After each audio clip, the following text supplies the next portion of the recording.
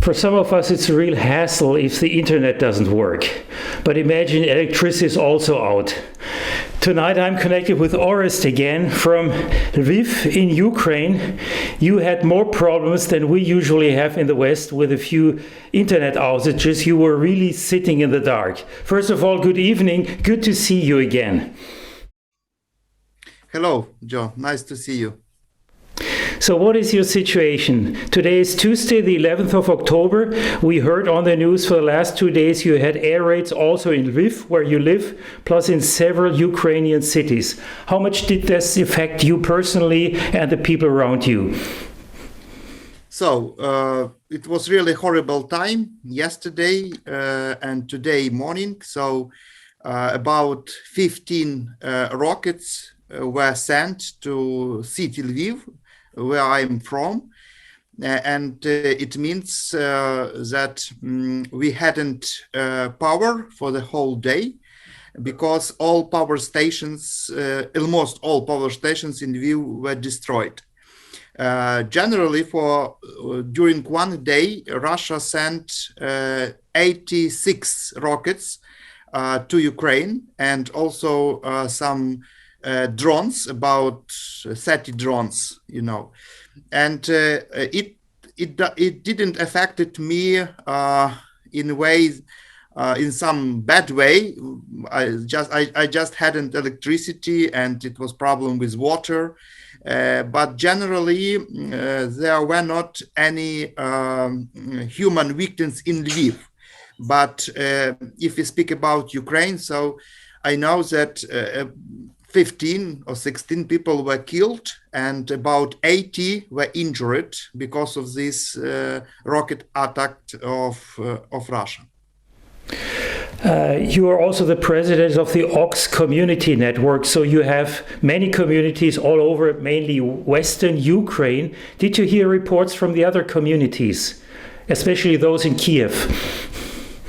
Generally, the situation is as I described you already. So people were not injured from these communities, but of course, it caused a lot of problems.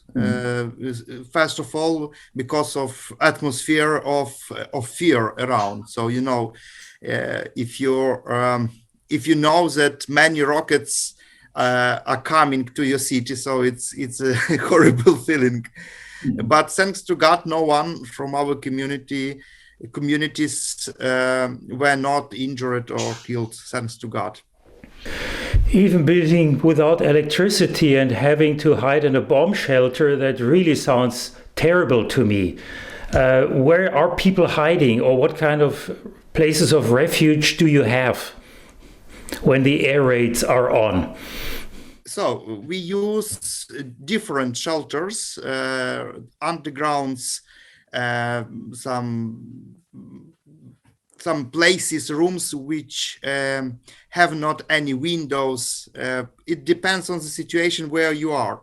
So you try to find the place as low as possible and without any windows.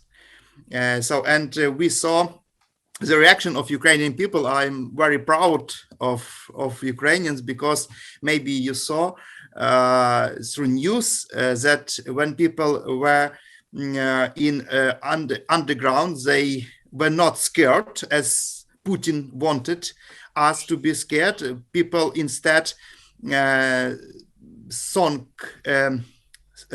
songs and tried to help each other. So it was wonderful to see how people, some of them were praying, some of them were singing Ukrainian songs. So it's really great to see how God helps us to stand against their enemy.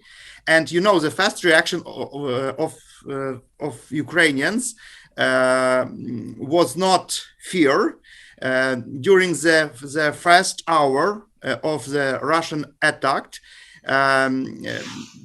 Ukrainians sent donations for about 40 million hryvnias. It's like 1 million euros. only to one foundation, charitable foundation, to help our army. So you know what it means. It shows our nature. So we are not scared. We are not afraid, but it helped us to stand more close to each other and to help our army even more. So, but I just want to demonstrate you one thing. It just came to my mind. So, if you want to understand what it means to live in the situation of war, so my wife decided to order such badge with information about my family, name, blood information, and contacts numbers. So, and I'm wearing it always with me, because in case of injuring, it will help me to survive, because it will help to be helped as quickly as possible. So this is symbol what it means to live in the country of war. I never before had this, so never. It's something strange for me even, and something new, but yeah, I think it's really wise, it's necessary to have during this time. We always knew that you Ukrainians are a defined people. You're also pious people wearing your crosses and also speaking about God. We had several talks in the last few months. You sometimes mentioned that this is also a great opportunity for evangelism, that people are more open to the gospel and to hear the word of salvation than they were before. Can you add anything new? Yes, it's true. And we see that even during the war, many people are really open to come for our meetings, evangelization meetings, our leadership schools, our School of Holy Spirit. So I'm really surprised, because I thought that because of the war, no one would like to meet, to come to evangelistic events, but instead I see that many people are interested to come. So it's amazing. People are looking for God, and we have really in a few weeks we start new evangelization course. So, and we hope many people come. I hope more than 100 will come. I would say that 2 weeks ago we began a junior evangelization course, Junior Ruach. It's like Alpha course, but it's in our Greek Catholic Church. And so about 50 young people came. I mean, it's from 11 to 15 age, from 11 to 15, and about 30 were online. So it's totally, we have 80 very young people who came. Before the war, we on such events we had about 20, maximum 30 young people. Now it's about 80. So you can understand what it means. This is really interesting to hear. We also heard the reports of your youth camps. Gavin Farley was one of the participants and speakers, and he also shared about the openness. And what he mentioned especially is that some of the young people are now already becoming leaders. They were leading small groups, they were taking initiative. So certainly it seems that spiritual life is doing well in Ukraine under those circumstances. Well, Orest, you know that we're praying a lot and everybody's praying for peace in Ukraine, but I think it's more than peace and safety that we can pray for, also for spiritual renewal. You also have people working in the military and working in support of the army. How are they doing, especially those from your communities? Generally, now everything is good with them, so they are fighting. Some of them are very close to the war line or combat line. Some more, it's some distance from, but generally we try to help them, to support them. We have connections, and now everything is good. Yes, it's dangerous, of course, but situation now is really good for Ukraine on the combat zone, because we got new weapon from Western countries, and I would like to say that we need more, of course. And I think it's only one way to stop Putin. There are no other ways, I think, because Russia is a terroristic country. It's nature, unfortunately. So, and Putin understands only the language of weapon. And now the situation is good for our people, but of course we need you continue to pray, because of course it's not a safety place, war zone. I hope you understand. Yeah, we asked for donations in the past, and a lot of money has poured in. Is there more money needed to especially supply people in need? You had an extensive aid network going on. How about that? Yes, the winter is coming, and we are preparing a list of goods. Winter time is really hard because it needs much more than you need during summertime. Is there anything you can say about the situation of people in the now again recaptured regions? Kherson, for example, Kharkiv, there are vast areas that are now again under Ukrainian control, but I can imagine the situation there must be terrible. How are people doing? Are you sending any aid there too? Yes, generally the situation on this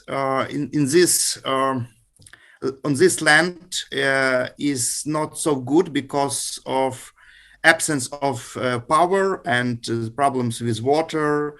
And when our soldiers came to this land, they saw many atrocities, many people who were killed in horrific way, a lot of places where many people were put together, killed people, I mean.